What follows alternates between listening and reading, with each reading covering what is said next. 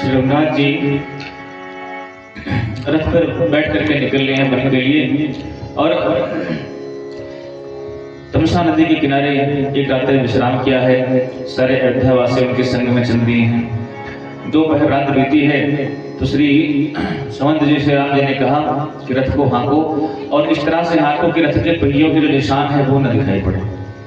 कुछ दूर ले जाकर के भगवान राम वहां से निकल चले हैं। तमसा नदी के तीर से भगवान अपने अयोध्यावासियों को छोड़ करके आगे बढ़ गए हैं। सुबह हुई, अयोध्यावासी जब जगे तो उन्होंने अपने आप को राम जी से विहीन मान पाया। राम जी उनके पास में नहीं थे, रोते रहे कि हमारी एक रात की नींद ने हमको राम जी से 14 वर्ष के लिए दूर कर दिया। आगे राम जी श्रृंगबेर पर पहुंचे हैं। निषाद राजगुरु को सूचना मिली कि सरकार आए हुए हैं, रघुनाथ जी आए हैं। तो श्री निषाद राजगुरु ने कहा, सरकार हमारा सारा समाज सारा नगर आपका है। राम जी ने कहा, बात ठीक है मित्र, पर मेरे पिताजी ने कहा है कि 14 वर्ष तक किसी नगर में, किसी गांव में, किसी ग्राम में, किसी नगरी में प्रवेश नहीं करना है, मुझे वन में ही रहना है।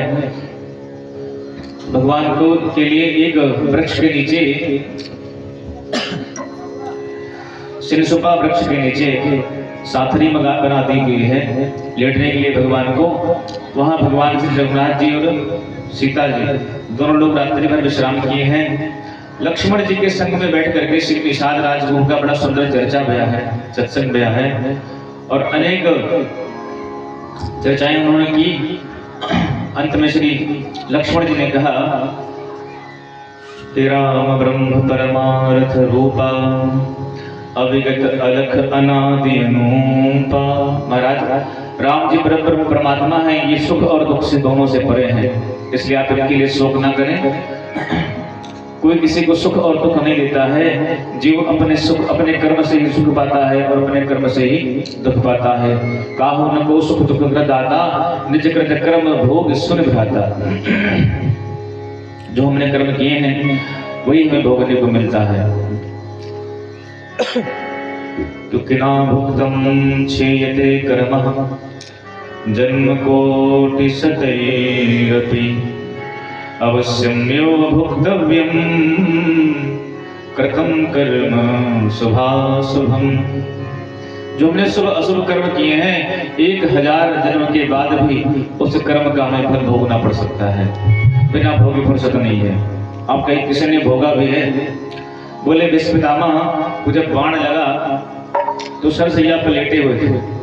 भगवान श्री कृष्ण सामने आए तो उन्होंने कहा, केशव मुझे अपने 100 जन्म याद हैं, मैंने 100 जन्म तक किसी व्यक्ति का किसी का भी अहित नहीं किया है, किसी का कोई दुख नहीं दिया है, लेकिन मुझे यह बाणों की सैया किस अपराध से मिला है, हम जानना चाहते हैं आपसे।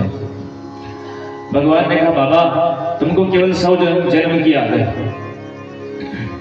मैं आपको आपके 101वें जन्म के पीछे की बात बताता हूँ।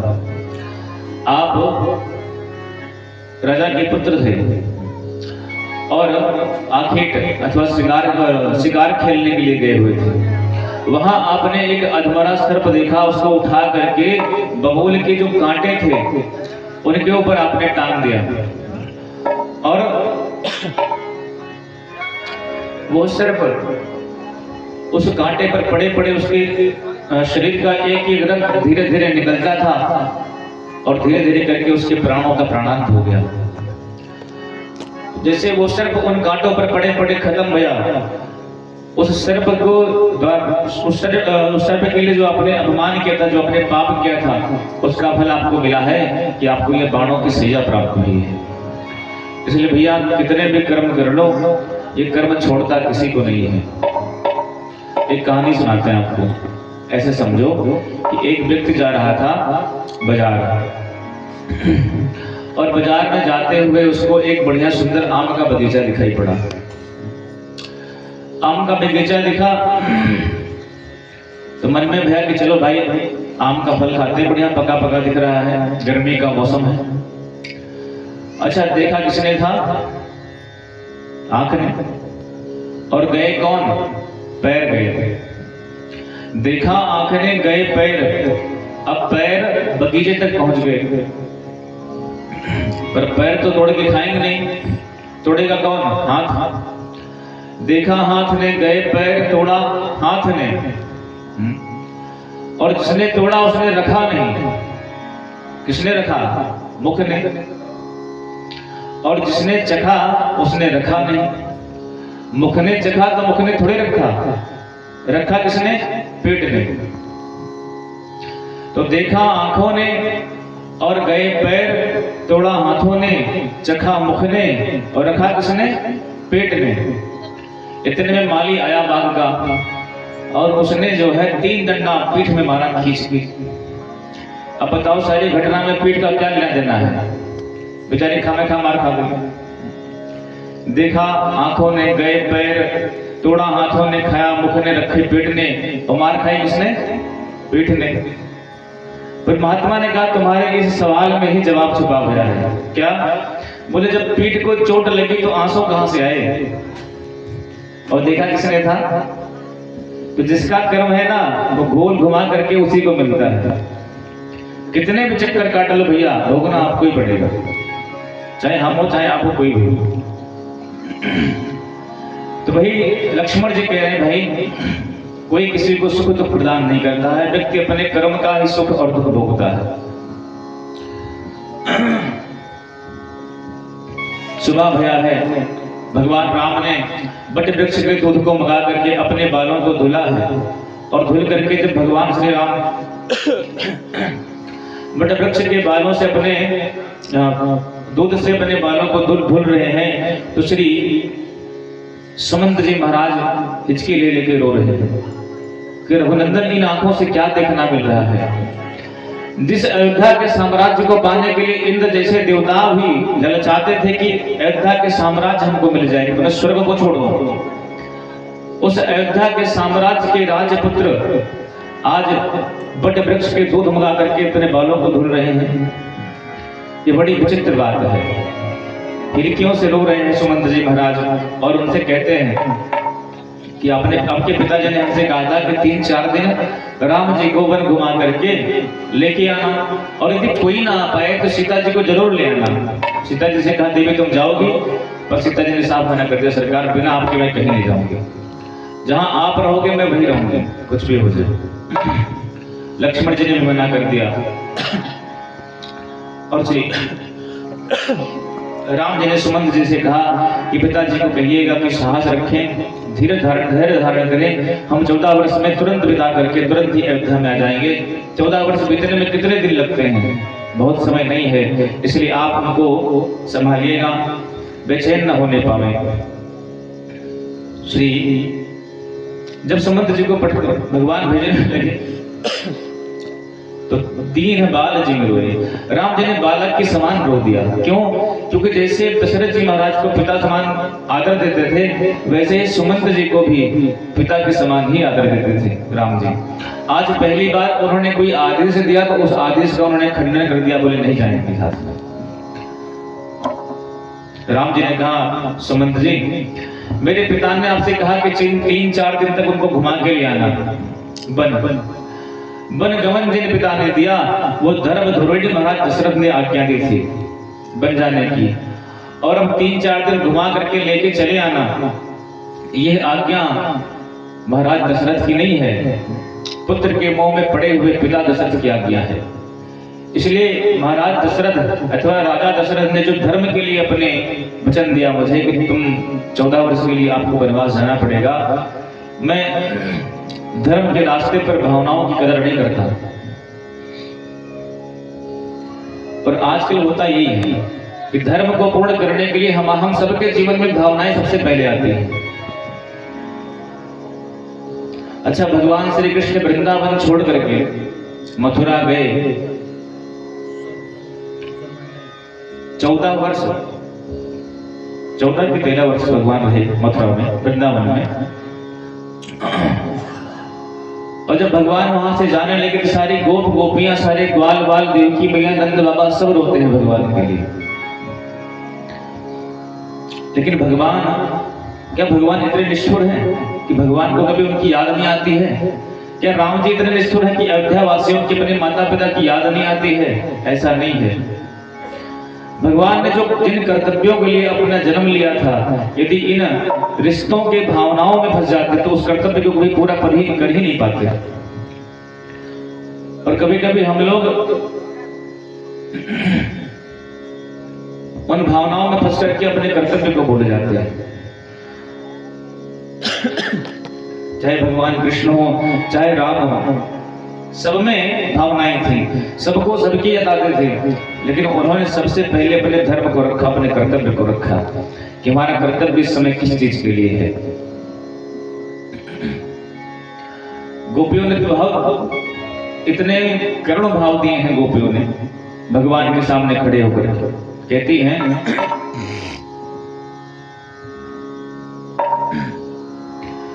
कि जा रहे हो तो जाओ कन्हैया, लेकिन इतना रहम करते जाओ।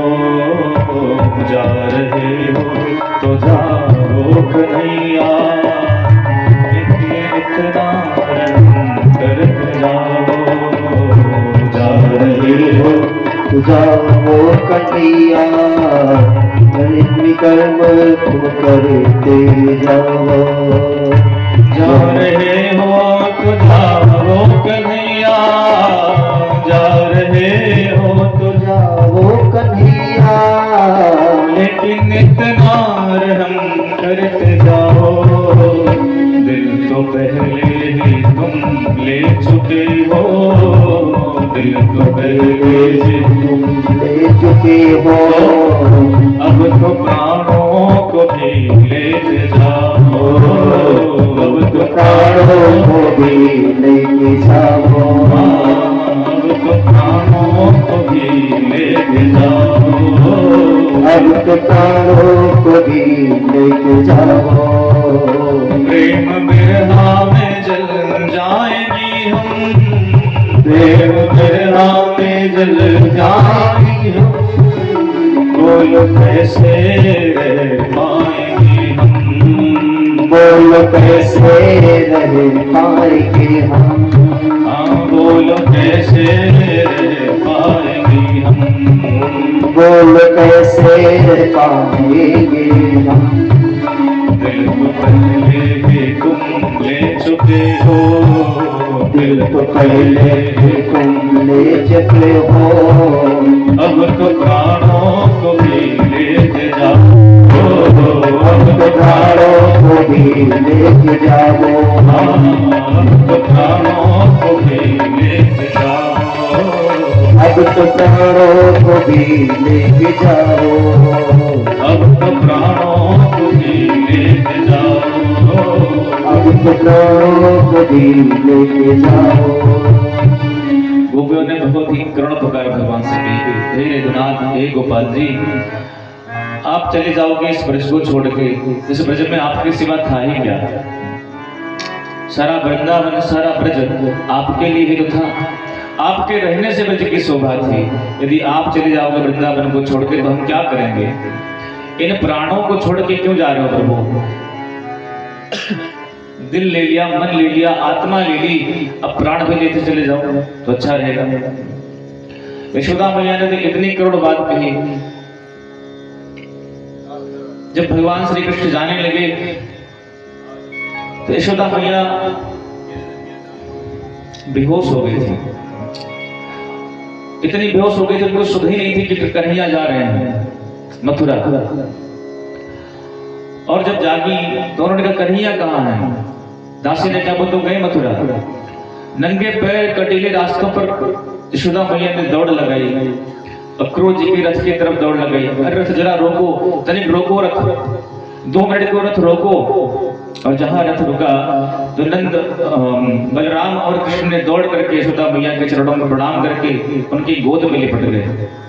यशोदा मैया ने कहा कन्हैया तुम मथुरा जा रहे हो। बोले हाँ माँ, बस मैं 2 दिन के अंदर लौट के जाऊंगा। परशवा आगमिष्यामि, मैं परसों लौट के जाऊंगा मथुरा वृंदावन। मैया ने कहा देख कन्हैया, एक बात तेरे से कहती हूँ। क्या? मुझे तो आज पता लगा कि तू मेरा बेटा नहीं है।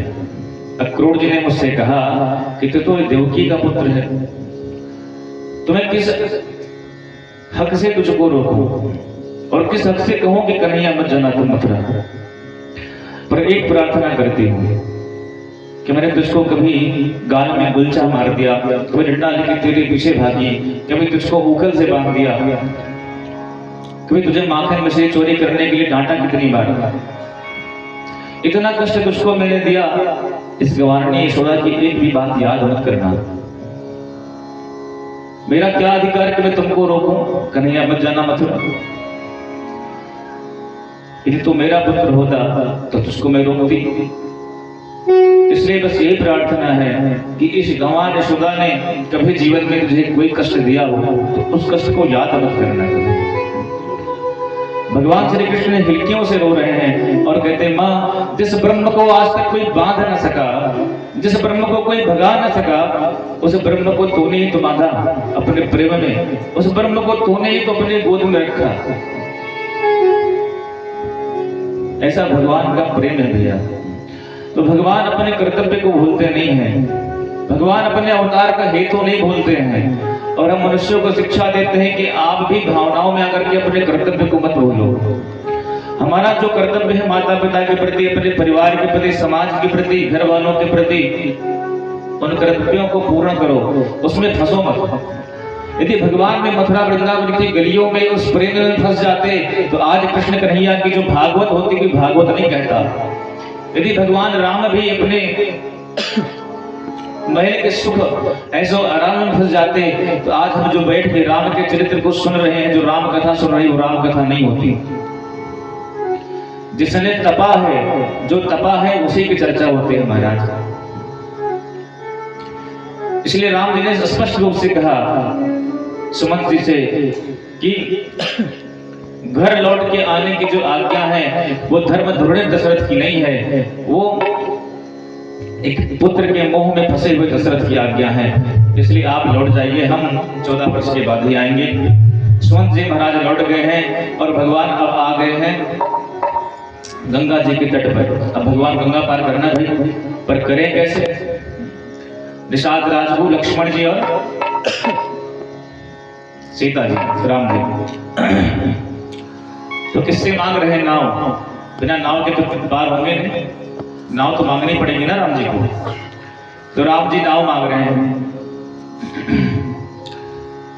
कि मांगे नाव न केवट आना, मांगे नाव न केवट आना, मांगे नाव न केवट आना, मांगे नाव केवट आना, मांगे नाव न केवट आना, मांगे आना, केवट आना, मांगी नाव न केवट आना, मांगे आना, केवट आना, मांगी नाव न केवट आना, मांगे आना, केवट आना, कहीं तुम्हार मर्म में जाना,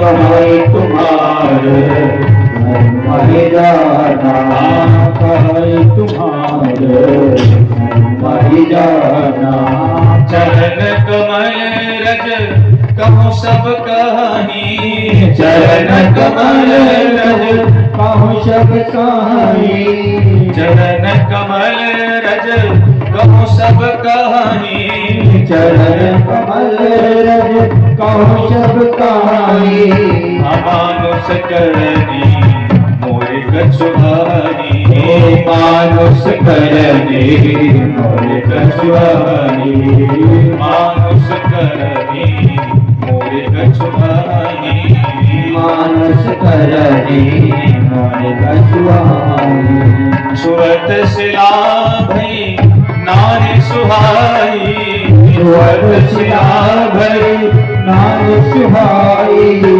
आहन तेरा घाट कठिनाई, पावन तेरा घाट कठिनाई, आहन तेरा घाट कठिनाई, ओ पावन तेना पथ कठिनाई। राम जी मांग रहे नाव, मांगे नाव ना केवट आना। राम जी नाव मांग रहे हैं पर केवट आ नहीं रहा है। और क्या कहा है तुम्हारा ब्रह्म में जाना।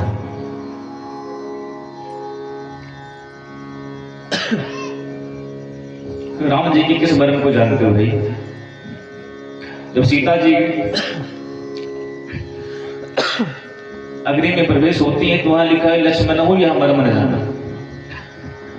और केवट कह रहा है गवार जिसने एक अक्षर पढ़ा नहीं तो कहा है तुम्हारा मर्म में जाना। तो कौन सा मर्म को जानते हो? दूसरी बात राम जी कह रहे मांगी नाव ना केवट आना। मुझे ना आपका ही आपकी ही नाव चाहिए, कोई दूसरा केवट नहीं चाहिए। ना केवट आना मतलब कोई आन केवट नहीं, बस तुम्हें चाहिए। तुम्हारी नदी तुम्हारी ही नौका से पार होना गंगा जी के पार। और राम जी से बड़ी अटपटी बात करता है महाराज। कहता प्रभु कुछ भी हो जाए आप लाख बुलाओ पर हम आने वाले नहीं। और भगवान से बार बार कहता है कि प्रभु हम क्यों नहीं आ रहे हैं? कहता महाराज हमने आपके बारे में एक बात सुनी है। क्या? कि छुवत सिरा भई नार सुहाए पावन तेन काथ कठिनाई। महाराज आपके चरणों की जो रज है उस रज से जब पत्थर को छुआ, शिला को छुआ पत्थर की, तो वो नारी बन गई। और उस पत्थर को छूने के बाद में तो थोड़ी देर लगा होगा क्योंकि पत्थर कठोर होता है, पर उस पत्थर से भी नरम जो है थोड़ी हल्की गांठ होती है। और कहीं महाराज मेरी ये गांठ मेरी नौका नारी बन गई तो बड़ी दिक्कत हो जाएगी। क्या दिक्कत हो जाएगी भाई? बोले हमारी एक पत्नी है फिर दो पत्नी हो जाएगी। और ऐसा मैंने सुना है कि आपके चरणों से जो पत्नी बनती है वो ब्राह्मणी बनती है, ब्राह्मण पत्नी बनती है। और हम केवट जाति के, हमारा ना तो छुआ खाएगी, कहेगी हमारे लिए चूल्हा अलग करो, बर्तन अलग करो, सब अलग करवा देगी मेरा। और सरकार मैं कोई वेद तो पढ़ा नहीं हूँ, न कोई पुराण पढ़ा है, तो किताब आज के अपना काम चला लूंगा। ये नौका ही है मेरे जीवन का यापन करती है। यदि ये भी चले तो हमारा जीवन नष्ट हो जाएगा। इसलिए हम आपको नाव लेके नहीं आएंगे। राम जी ने कहा कोई चारा है? बोले हाँ है। क्या? बोले आप अपने मुख से कहो कि मेरे चरणों को धो लो। राम जी ने कहा कि हम गाय को कहीं चढ़ धोने के लिए? बोले क्योंकि पार आपको होना है और पार मुझे करना है। तो मैं तो पार तभी करूंगा जब आप कहोगे कि मेरे चरणों को तुम धो लो। तो भगवान राम ने कहा अपने मुख से कैसे कहो मेरे चरणों को धो लो? ये तो ऐसी ही बात भाई, ये कोई व्यक्ति बैठा हो और किसी से कहे इधर आओ, हाँ भैया गोड़ छो, पैर छो मारा, तो अपने मुंह से स्वयं पैर छुआए। तो राम जी ने कहा सबने धुला मेरे चरणों को, बिना पूछे धुल लिया, तो तुम भी धुल लो। केवट ने कहा महाराज हमें नहीं धुलना, जब तक नहीं कहोगे तब तक मैं धुलूंगा नहीं। जब कह दोगे कि हाँ ठीक है चरण धुल लो, तभी मैं चरण धुलूंगा। और कहता महाराज हमारे पास कोई डिग्री नहीं है, ये हम जो है उस डिग्री के सहारे अपने जीवन का यापन कर लेंगे। कि पत भर सहरी सकल सूत बारे बारे, पत भरी सहरी सकल सूत बारे बारे, केवट की जाति कछु वेद ना पढ़ाई हों, केवट की जाति कछु वेद ना पढ़ाई हों। सबो परिवार मेरो याहि लागे राजा जोहा, सबो परिवार मेरो याहि लागे राजा जोहा, दीन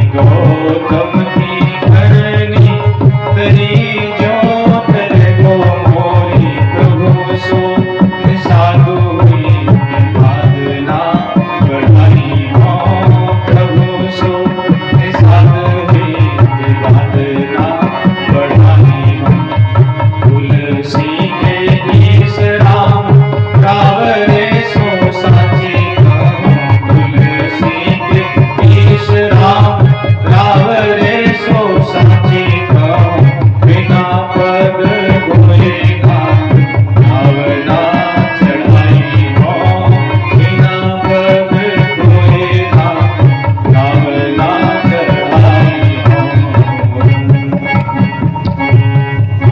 कहता महाराज हमने कोई वेद नहीं पढ़ा है न कोई पुराण पढ़े हैं, यदि आप बिना चरणों को धुले मैं आपको अपनी नौका पर चढ़ाऊंगा नहीं। भगवान ने कहा ठीक है, जो तुमको सही लगता है वही कर लो। और फिर उस केवट ने बढ़िया कठौता लाया कि बेज्ञान जल पाए पखारो होत विलंब उतारो पारो केवट राम रजाय सुपावा और पानी कठौता भर ले आओ। कठौता में पानी भर करके ले आया और भगवान श्री राम के चरणों को पखारने लगा। और फिर भगवान श्री सीताराम जी को और लक्ष्मण जी को और निषाद राजगुरु को उस नौका पर चढ़ाया है और चढ़ा करके भगवान को पार करने के लिए चल दिया है। एक बार घुमाता है फिर लेके आता है, फिर घुमाता है फिर लेके आता है, फिर घुमाता है फिर लेके आता है। राम जी क्या करते हो? नौका के बीच में ही चला रहे हो, कम से कम पार तो करो कि पहली नाव में बिठा करके गंगा जी के अंदर में घुमाओगे। केवट ने कहा बस थक गए, 3-4 चक्कर में थकाई लग गई। और हम लोग जब 84 लाख योनियों चक्कर काटते हैं वो कितना थकते होंगे बताओ। 3 चक्कर में तुम्हारे पसीने छूट गए और हम लोगों को 84 लाख योनियों भटकाते हो, तब नहीं सोचते हो ये कितना कष्ट होता हम लोगों को। राम जी मुस्कुराने लगे, बोले भैया कुछ भी हो जाए तो पार कर जल्दी से। अब केवट बिठाए हुए हैं और बड़े प्रेम से गाता हुआ माता भगवान को पार करना कि मेरी नैया में मेरी नैया में कि मेरी नैया में लक्ष्मण राम गंगा मैया धीरे बहो।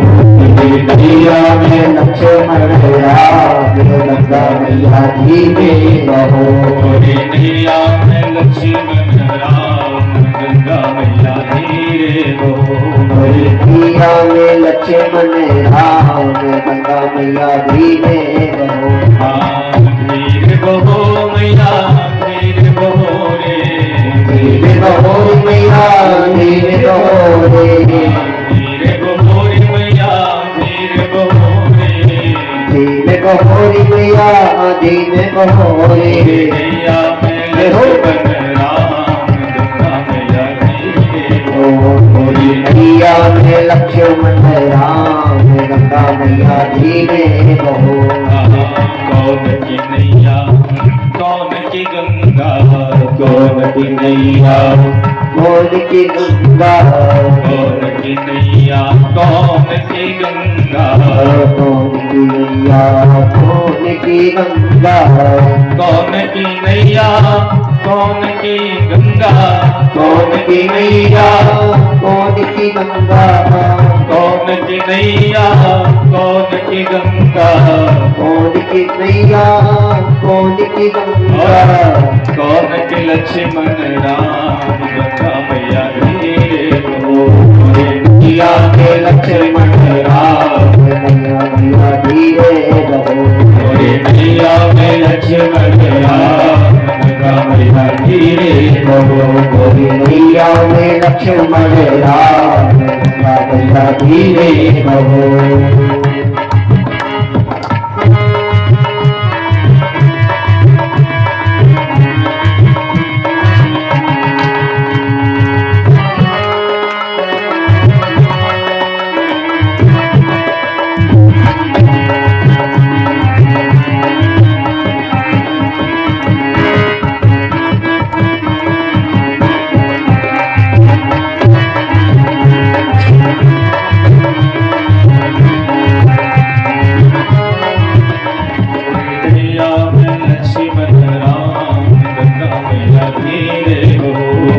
नैया में लक्ष्मण राम गंगा मैया धीरे बहो।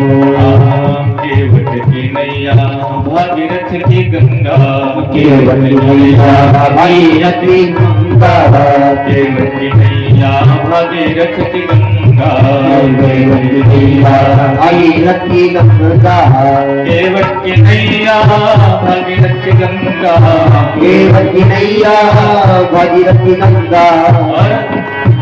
राजा दशरथ के लक्ष्मण राम गंगा मैया तीरे, मोरे दिया में लक्ष्मण राम गंगा मैया तीरे, मोरे दिया में लक्ष्मण राम गंगा मैया तीरे, मोरे दिया में लक्ष्मण राम गंगा मैया तीरे, मोरे दिया में लक्ष्मण राम गंगा मैया तीरे, मोरे दिया में लक्ष्मण राम गंगा मैया तीरे, गंगा मैया धीरे हो, गंगा मैया तीरे।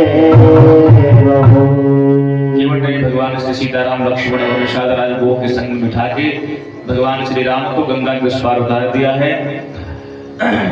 उतर के भगवान को प्रणाम किया है और श्री सीता जी ने अपने हाथ की मुद्री उठा करके राम जी को देने लगे। मेहदाना के रूप में किस इसको दे दे, किसकी यही मजूरी है। पर केवट ने मना कर दिया, सरकार हम इतने भी गए गुजरे नहीं हैं। माता कैकेयी ने आपके पास छोड़ा है क्या है, जो सगुन के चिन्ह है उसको भी हम उतार लें, पर एक चीज मांगते हैं, अगर आप दे सको तो दे दो। बोले क्या? बोले हम चाहते हैं कि आप जब 14 वर्ष के बाद लौट करके आए तो फिर हमारी नौका सही पार हो, इस पार से उस पार।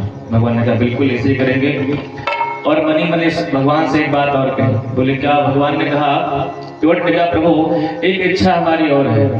बोले बोलो। बोला प्रभु आए मोरे घाट तो पार मैंने उतार दीन। बोले महाराज समाज में एक ही काम करने वाले लोग आपस में लेन देन नहीं करते कि नाई से न लाभ नाई लेत और धोबी से न धोबी लेत, दे के मजूरिया ये जाति को न बिगाड़ी। दो नाई जो होते हैं ना कहते भैया तुम मेरी काट दे मैं तेरी काट दूं, और जो धोबी होते हैं दो वो कहते हैं हम तुम्हारा धुल देते हैं कपड़ा और तुम मेरा धुल दो। लक्ष्मण जी ने कहा भाई देखो राम जी का तुम्हारा व्यवसाय एक कैसे हो गया? बोले हम जो कहे राम जी समझ रहे हैं। केवट ने कहा प्रभु नाई से न नाई लेत और धोबी से न धोबी लेत, दे के मजूरिया ये जाति को न बिगाड़ी। अच्छा और बोला प्रभु आए मेरे घाट तो पार मैंने उतार दीनी, जब आऊंगा मैं तोरे घाट तो पार मोहे उतारियो। हे रघुनाथ जी आप हमारे घाट पर आए, मैंने गंगा पार आपको कर दिया, पर जब ये शरीर छोड़ के मैं आपके घाट आऊंगा तो आप हमको संसार सागर से पार कर देना, बस हमारी आपकी मजूरी वही पूर्ण हो जाएगी। भगवान ने कहा ठीक है ऐसे ही करेंगे। और संतजन तो कहते हैं केवट ने 14 वर्ष तक उस नाव पर किसी को बिठाया नहीं, और वहीं एक किनारे खड़े खड़े सोचता रहा कि राम जी आएंगे तो मैं एक दिन भगवान को पार कर दूंगा। इस तरह से भगवान ने केवट को भी आनंद किया। देखो प्रसंग तो बड़ा विस्तार है भैया, तो आज की कथा बस यही तक रखते हैं, विस्तार करेंगे तो बहुत लंबा हो जाएगा।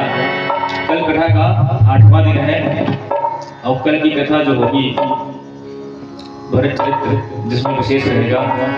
भरत जी का चरित्र ही ऐसा है जो पूरी राम कथा का सार है, प्राण है महाराज। इसे भागवत का जो प्राण है रास पंचाध्यायी है, और रास पंचाध्यायी में गोपी गीत मूल प्राण है। वैसे ही इस रामचरित मानस में जो अयोध्या कांड में भरत चरित्र है, ये भरत चरित्र पूरी रामचरित मानस का प्राण है, रामचरित मानस का सार है भरत चरित्र। तो कल भरत चरित्र बड़े प्रेम से सुनेंगे और हम प्रयास करेंगे कि भगवान को अरण्य कांड भी पास कर दें। और किष्किंधा में परसों, क्योंकि परसों जो है कथा का अंतिम दिवस है, और परसों हर तरह से प्रयास करेंगे कथा जल्दी जल्दी पूर्ण करके रावण को मार के राम जी को अपनी अयोध्या ला करके राज तिलक बढ़िया से करवा दिया जाए। वैसे आज पता है भगवान के वनवास राज में रोई मारा नहीं आई, नाथ कल पूरा पंडाल भरा था। आज सब लोगों ने कहा कि महाराज रोना पड़ेगा, कौन जाए रोने। तो चलो कम से कम घर से ही बैठ के सुन लेंगे। अब सीधे 18 तारीख को चलेंगे प्रेम से। और एक चीज, 18 तारीख को आपके यहाँ पर कथा के बाद में फूलों की होली भी होगी, क्योंकि होली होती है ना 24-25 में होली है। तो आप लोग होली तब खेलिएगा, व्यास मंच से आप लोग फूलों की होली खेल लीजिएगा, थोड़ी मोड़ी, बहुत देर नहीं, घंटे आधे घंटे खिलाएंगे, बहुत देर नहीं खिलाएंगे, ताकि आपको सोने में दिक्कत ना हो। कल तो माताओं के पैर बेचारे दुखने लगे बैठे बैठे, सोचे थे महाराज जल्दी छुट्टी मिले, लेकिन ठीक है, ये भी अपना आनंद है। बार बार तो बुलाते नहीं कोई किसी को। 9 दिन तक भगवान श्री राम के सामने ही कुछ अपना समय खर्च कर दोगे, तो संसार के लिए जो समय खर्च किया वो भले भगवान की डायरी में नोट ना हो, पर यहाँ बैठ के आपके कानों में एक भी शब्द रामचरितमानस का पड़ा है, ये पक्का मानना आपके जीवन का कल्याण कर देगा। सीता रामचंद्र भगवान की जय। आज की कथा केवल चरित्र रखी, 2 मिनट कीर्तन भगवान के नाम का, फिर आरती भैया बना लो भाई। मन धीर धरो घबराओ नहीं, श्री राम मिलेंगे कहीं न कहीं। मन धीर धरो घबराओ नहीं, श्री राम मिलेंगे कहीं न कहीं। मन धीर धरो घबराओ नहीं, श्री राम मिलेंगे कहीं न कहीं। मन धीर धरो घबराओ नहीं, राम मिलेंगे कहीं न कहीं। श्री राम मिलेंगे कहीं न कहीं, भगवान मिलेंगे कहीं न कहीं। श्री राम मिलेंगे कहीं न कहीं, भगवान मिलेंगे।